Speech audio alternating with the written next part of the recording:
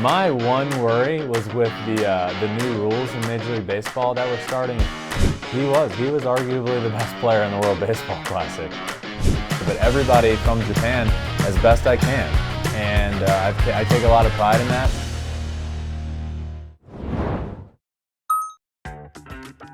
I wasn't concerned with him.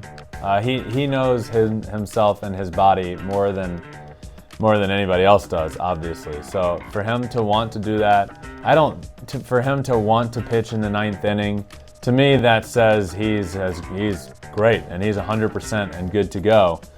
My one worry was with the new rules in Major League Baseball that were starting, and everybody in spring training was working with them and adapting with them. And Shohei last year, his pace on the mound is a little bit slower. So for him to not be able to practice with those rules and just go right into the regular season, my one worry was he's definitely going to get a few violations. And there was that game early on where he got a violation on the mound and in the batter's box. It's different. The pitching is so different, I think. So facing guys like he was on Team USA, where high velocity, sharp, hard breaking stuff, it's a very different transition to go from that back to Japan in the MPB and vice versa. I know guys that have played in Major League Baseball and went over to Japan, and I know guys that have played in Japan and come over to Major League Baseball. And both ways, it's very difficult because pitchers are very different. The style of pitching is very different, so it can be a tough adjustment. So I think we'll look back at the end of the year and Murakami will be just fine. He was arguably the best player in the World Baseball Classic.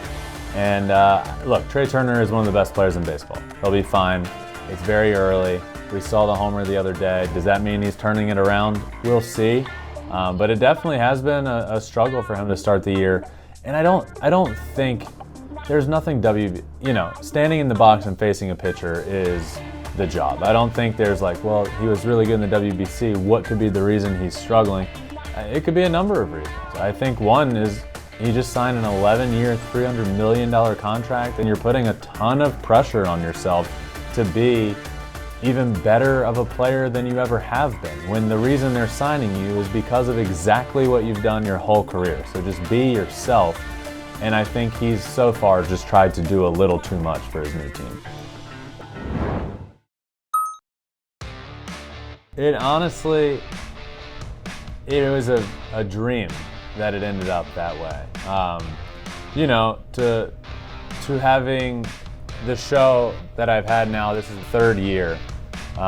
Been covering Shohei for almost the existence of the show. This Week in Shohei Ohtani news, and from there it led to my trip to Japan and all of the relationships there, my sit-down interview with Shohei, meeting Mr. Kuriyama-san. I mean, it was everything that had led up to that game.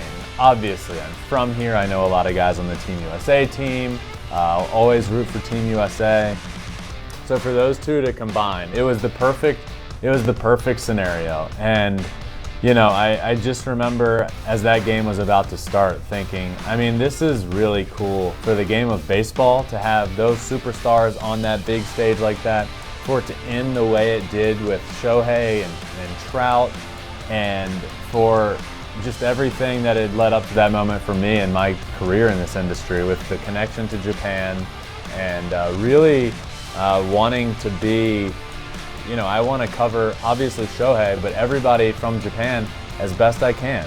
And I take a lot of pride in that, and going to Japan changed my life. Meeting people over there changed my life, and for it to all mash up in that game was a dream come true, really.